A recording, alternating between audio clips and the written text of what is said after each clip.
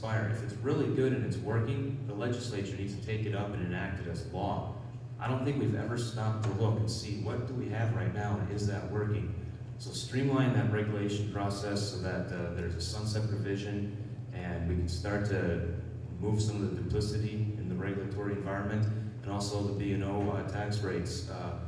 It works well in some industries such as technology, and it's horrible in other industries such as in the grocery business, which affects every one of us. That B&O tax is levied at manufacturing, distribution, warehousing, and when you buy that can of soup. And that squeezes that profit margin so much on the grocer that makes it very difficult to make changes in their business. So a streamlined and predictable regulatory and tax environment. And I just go to, again, understand if you're not changing the ball constantly or the bar, businesses can plan, they can move forward. We can have the argument where that bar should be, but let's establish it and not keep changing it on businesses. Well, I do support things that make sense for all business, and I believe in this state about 70% of new jobs come from small business. One of the things that when you talk to small business owners about moving to a community, they want to know that the schools are good, they want to know that the roads are good, they want to know that there are utilities available. It wasn't exactly a small business, but we lost a very good opportunity for us to put a server farm, a search engine farm, a couple of years ago because we didn't have our water and sewer completely extended out to our urban growth area. So I think that there's a package of services that are very attractive to businesses. A small business that starts here is going to want a workforce that they can develop that's here. And I think we look at what the work of the future will be and how we train, how we support the educational system, both at the K-12 level, but also the technical and four-year programs that we offer. There are opportunities, I think, to do enterprise zones and incubator kinds of things. Chambers have been involved in that, and I think frequently very successfully.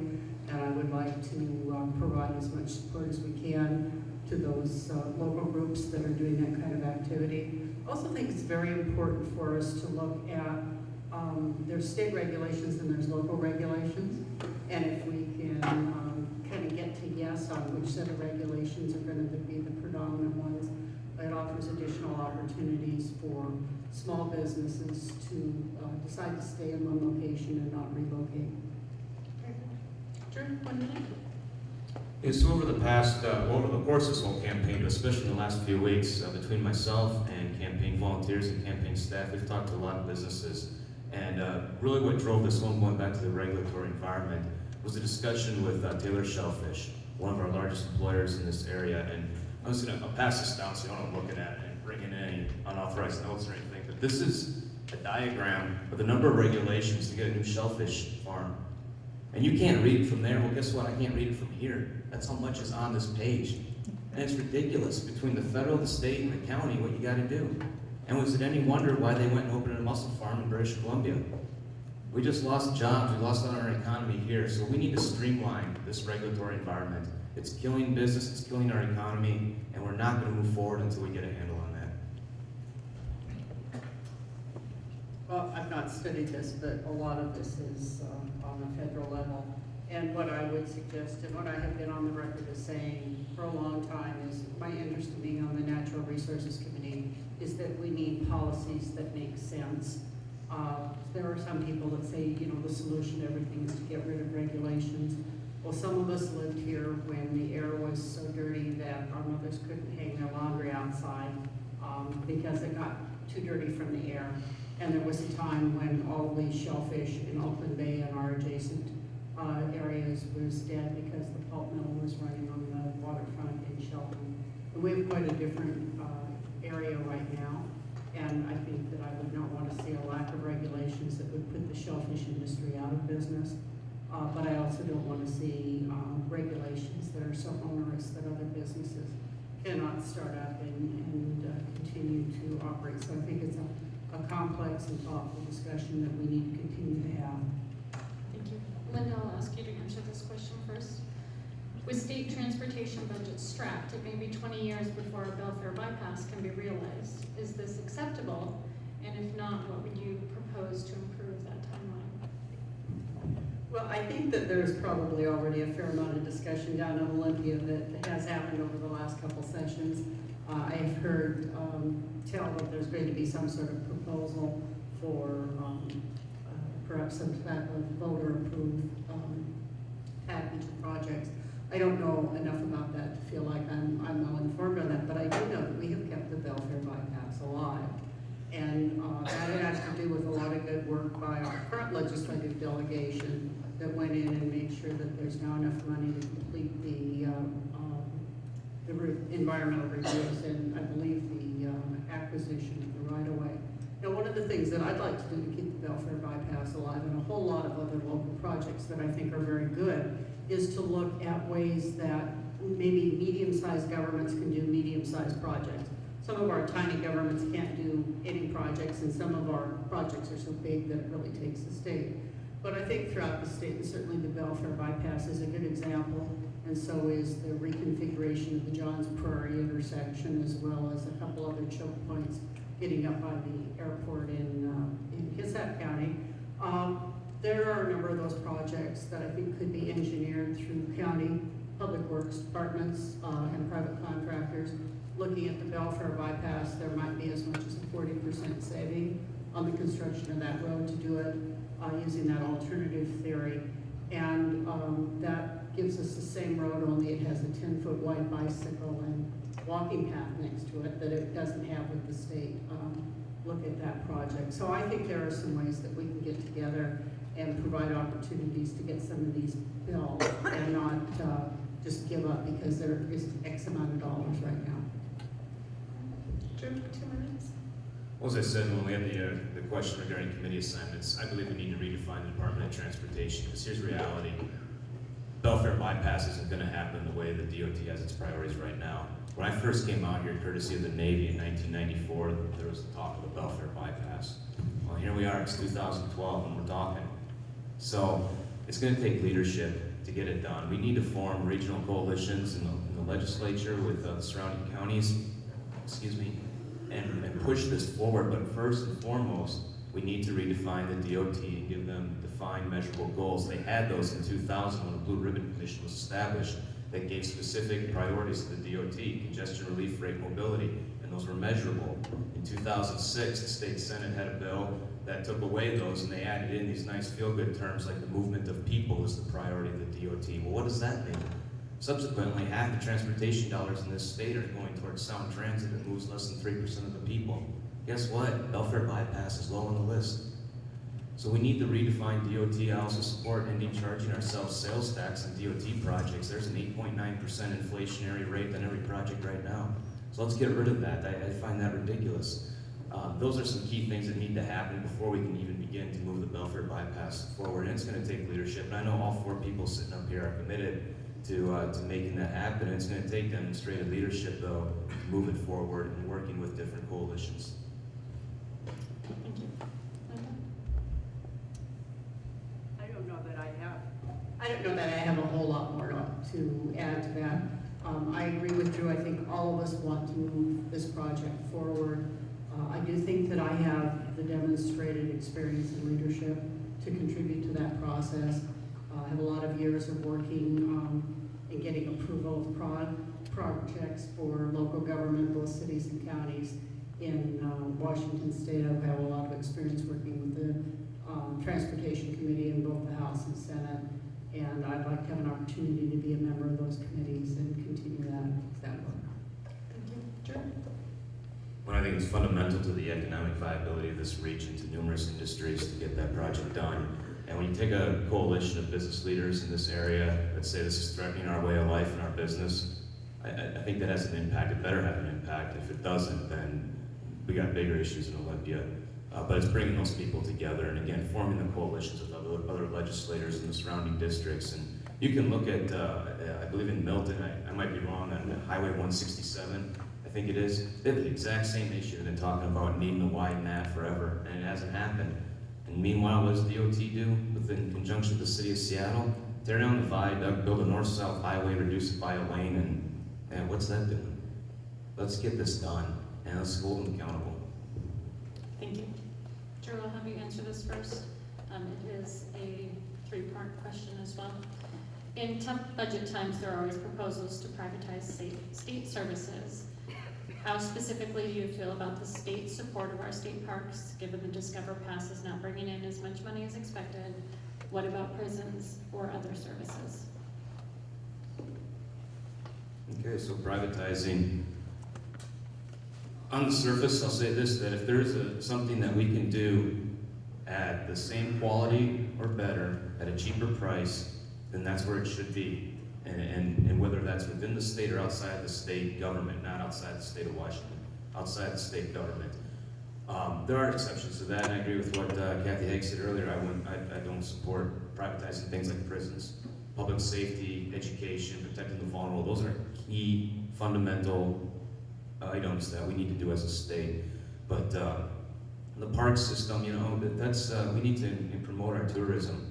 We lost our state tourism board through budget cuts. And you know, you look at companies that survive through hard times, taking private sector experience here. What companies survive and which ones don't in hard times? The ones that usually fail are the ones that cut their marketing, because nobody knows they're there anymore. Well, hello, we got rid of our tourism. We don't have people coming in. That's not going to solve overnight the state parks issues. And again, I believe in working with coalitions there. I answered the prison question, and you know, I'd go back to what Dan said earlier about the IT department. Beautiful marble building if you've driven by it. Beautiful building. The Kremlin's a beautiful building too. Doesn't make it good.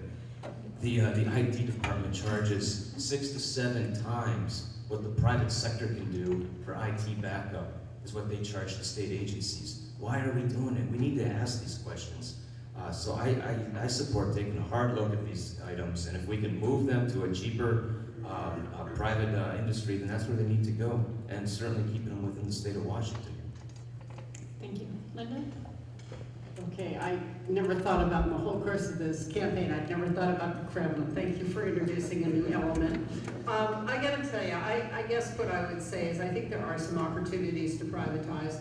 However, I would say that those opportunities need to go first to business people that are people here in Washington State. However, I would also want to emphasize that cheaper isn't always better. I'll start with the prisons. Some of you know I have a background working for the Department of Corrections, and I am a retired police officer. And just because it's cheaper doesn't mean it's better, and it doesn't mean that it solves a problem. I used to kind of tongue-in-cheek refer to them as prisons for profit, and the reality is when you take somebody's freedom away from them, you have some obligations to provide for their health care, to provide for their safety, and if you cut the staff down too far, you end up with hellacious lawsuits, which the state actually, I'm feeling really old tonight, because I've actually been through prisons for profit. Now this may be the third time I've been through this in various parts of my career. One of the things we found out about prisons for profit is escape from a prison that is not publicly owned is not escape. There's no crime.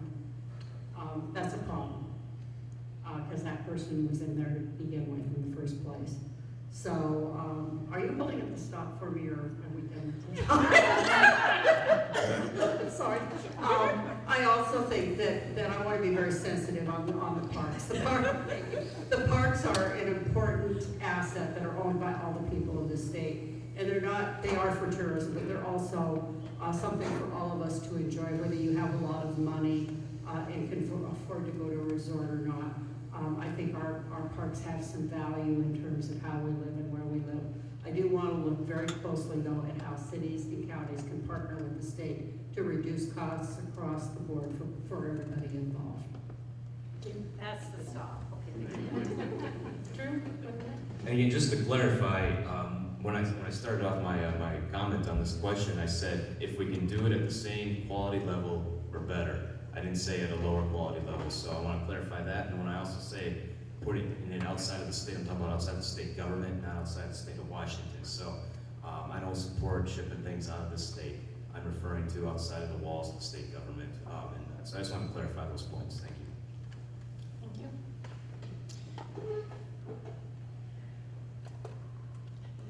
And I'm getting confused, and that extra stop thing just completely threw me for a loop.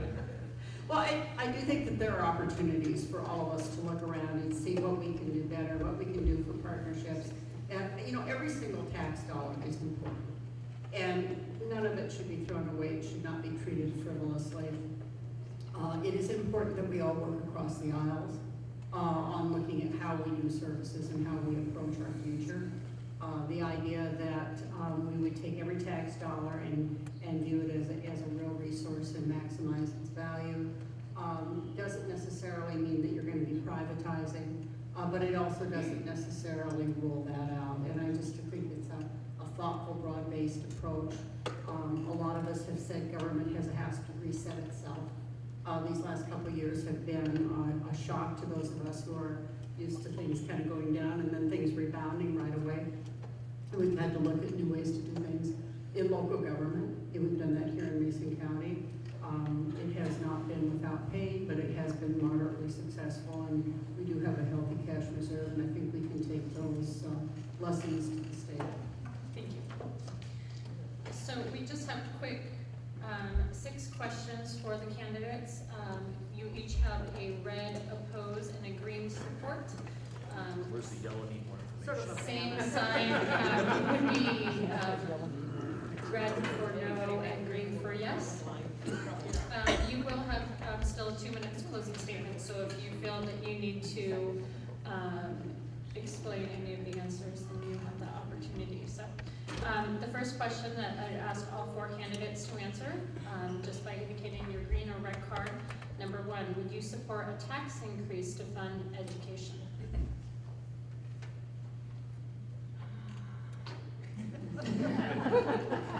Right. I can explain that one. Number 2, Tim Iman's initiative 1185 once again asked voters to require a 2/3 vote of the legislature to raise taxes, as did I-601, I-960, and I-1053. Will you vote yes or no?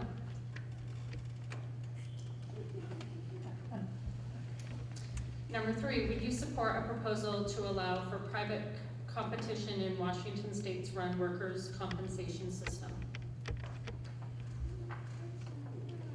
Maybe. Number 4, how will you vote on Initiative 502, the marijuana legalization initiative? Number 5, do you support the charter school ballot measure Initiative 1240? And last but not least, will you vote yes or no on referendum 74, which would allow for same-sex marriage? Thank you. So with that, we'll have your 2-minute closing statements. Random draw first closing statement will go to Lynda Ring-Erickson. And feel free to stand up if you'd like to. And you go through the referendums and you see the green or the red, and I think that oversimplifies some of the things we're looking at. For example, on the what does it take to raise taxes, the reality is I think it should be the same level to raise taxes as it is to lower them or create a loophole. I am concerned about the fact that you take a 2/3 vote to raise taxes, but it only takes a 50% plus 1 to create a new loophole. So I think it oversimplifies the question, and I have throughout this campaign made it very clear that I support having the same threshold for both those kinds of decisions, because it's about a thoughtful balance about how we do government and who we allow to have favors, and also where we take our money from, or who we tax. So then some of these are a little bit oversimplified. I think 502 is poorly written, that's the marijuana legalization. But the other side of that is local government is spending 72% of its money right now on law enforcement. A lot of that money is going into enforcing minor drug violations and incarcerating people for less than a year on minor drug violations. Are those serious? Yeah, there's a societal problem there, there's a societal issue. But the other side of that is that for the person who is burglarized, who has their car stolen, who needs the assistance of an officer quickly, that is something that I would rather see as a priority. And as somebody who's done that work, I gotta tell you, I think that that's about time when we put our priorities in those positions. So as you go through each of these and you see what our little card was one way or the other, don't oversimplify our answers, because I think all of us, and every one of us, all 4 of us, have given a lot of thought to these various issues over the last few months. Thank you. Drew, your next 2 minutes. Thank you, and again, thank you for having us tonight, and for coming out here and skipping those other low-profile debates and being at this one. Appreciate it. So, I want to take a moment to address the R-74 and recognizing gay marriage. For a lot of, as for everybody, it's a deeply personal issue, and for me, it's a matter of my religious faith. I don't look to impose that on other people, but when I'm asked the question, I have to answer it as I believe. And along those lines, whatever the will of the people is, I'm going to respect that. And so if that passes, it passes. You're not going to see anything different from me. That's the way I will vote because of the way I was brought up, and that's not casting a judgment on anybody. So I just want to make that very clear. Because that also ties right into the 2/3. It's been passed time and time again. Time and time again, the legislature says, you don't know what you're doing, people. Well, 70% of the people say they do. Time and again. That you want it harder to have taxes raised on you. It is time to grow this economy and quit asking for more from the people. Now let's just look at education for a minute. It's time to quit holding the students, the teachers hostage. And let's fully fund education first. Let's do that. Since 1970, the state population has doubled. The student population has grown by 30%. Staffing has grown 70%. That doesn't mean teachers necessarily. We have great teachers in the school district. My sons are in the school district, and they've had wonderful teachers throughout their time here. And it's just time that we empower our local administrators, our local principals, and our local teachers, because it's vital to our economy. And let's get our education system moving forward and have local control and stop the unfunded mandates. I'm going to take my business experience to Olympia, and because of that, every vote I take, I've got to live with as a business owner. And it's time we change the culture in Olympia and grow this economy and get people back to work. I'm asking for your vote. I appreciate your support and for taking the time to be here tonight. Thank you. Thank you. Dan, your next. So thank you to the League and to the Chamber for hosting us tonight. It's very fun to come to these. It was hard in the beginning when I ran 2 years ago to stand in front of you without my knees knocking, and now it's getting a little easier. I would want to give a little of you who have not met me a little bit about my background. My name is Dan Griffey. I am running for legislature. Those are the easy ones. I'm a professional firefighter by trade and a lifelong resident of the district. I have at least most of my family here. Two of my daughters and my wife follow me everywhere we go. I've loved this community. And I decided to run for this position because I remember what we were and what we are now. And what we were was a thriving community with rural jobs, values, and traditions that had an ability to take care of itself. I decided long ago that spotted owl was a ridiculous reason for pricing us out of the job market, taking away what we do for a living, good, high-paying jobs. I think it was even more ridiculous when we come to find out that it really wasn't logging that caused the demise of the spotted owl. It was the barred owl that was killing the spotted owl. I think it's time we do something real for the middle class. Let's reduce taxes and regulation that we impose on our businesses to very low, long-term predictable levels so we can encourage private capital to come back. It's time that we pass in our Constitution a 2/3 majority requirement to raise taxes as a constitutional amendment. Let's do this because the citizens won't have to spend any more time and effort telling the legislature that it should be hard to raise taxes. I'm a proud patriot of this community, of this district, and I will do everything I can to get government off our backs, allow us to thrive, and allow us to have our rural jobs, values, and traditions like we used to have. Thank you so much. Have a nice day. Kathy? Okay, well, it has been a long road on this campaign trail, and I do appreciate the interest of the public in staying involved. I do have to say that I got into the legislature because I had worked on a school board for 12 years, and I watched year after year to see what could happen to school districts when you had to have the supermajority. You had to have just 60% to pass a levy. Hood Canal failed the levies twice, and when you fail a levy, you don't get the local money, plus you don't get the levy equalization dollars that come out to your school district, and I could hardly stand to watch it. So when I went to the legislature, I said simple majority, to me, equates to democracy, and just because there's an initiative that people want more, my core value is that I understand this, that a 60% majority rule actually empowers the 40% minority, and I don't believe that is democratic. I think 50% plus 1 is what we all have to live with. But if if we pass an initiative, I live by whatever the initiative says, that's what we're going to do. And that's the way it is for 2 years. So I've been focused on education for a long time. I will remain focused on it. I've learned a lot about it at the local level. I've learned a lot about it at the federal level, and it all does come together at the state level. In these next few years, we've got great plans to really fully fund our public schools, to increase funding for national board certification, to really run our schools in a different way, and I hope to be there to help us move through these transitions and to full funding.